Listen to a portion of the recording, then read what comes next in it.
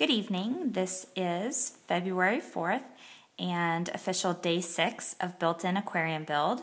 And today we made a lot of progress on the stand, and we were able to place in the refugium and place on top our 100-gallon aquarium, as well as cut a hole in that wall.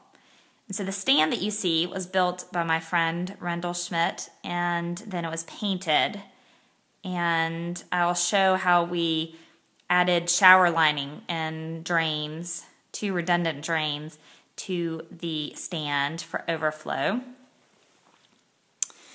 And so first, let me show you the progress on what I built with the refugium.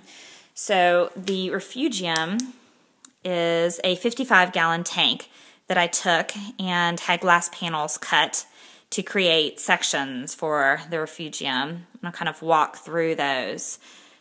The first section is for the protein skimmer. So you can see the water from the display tank will go into this refugium section, or into the protein skimmer section, and the protein skimmer will do its job. In the back of this section, there is an overflow hole, and that overflow is hooked into the main drain of the house. And so if the water level gets to that level, then the water will go through that overflow so it won't flood. And so our first section, I put glass panels with silicone in, and then this first section will be for live rock and chaeto. And so that section is there. Then the water will go over this piece of glass, and then you can see that I have a gap in this next section, and that's so the water will skim across this deep sand bed here. In the back, you can see kind of reflecting, that's not actually in the refugium, that floor drain, but it's in the back of the stand. So that is our redundant drain, so that if water overflows and reaches that point, it will go down that drain and not flood the hardwood floors. After the water goes through this deep sand bed, it will go over that piece of glass, and then in this middle section, I'm most likely going to put charcoal, and there is a gap at the bottom for a bubble trap, and then this last section will be the return to the tank. It will also be where our tubes that are right here go to our chiller, and they're plumbed into our chiller.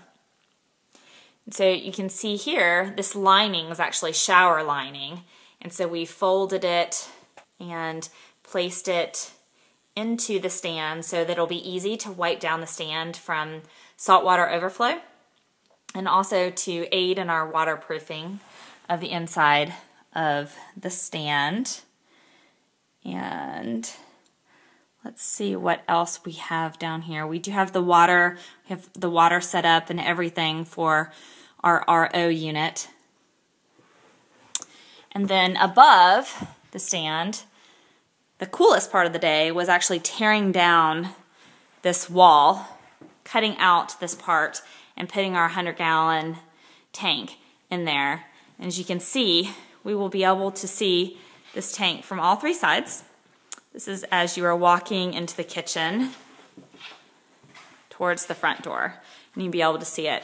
And we're going to put a ledge along the bottom of this so that we can look at our coral, maybe set a wine glass or something there, and enjoy the spectacular view.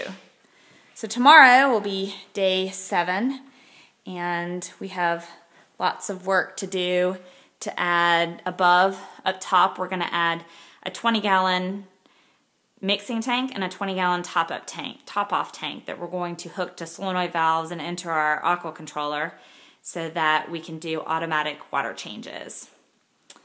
And the final thing I was going to show is actually on the top of the refugium, I had cut these glass covers that fit, and they will help with the water loss and water spray as well in the bottom. And so that is the end of a very productive day 6 on February 4th. Thanks.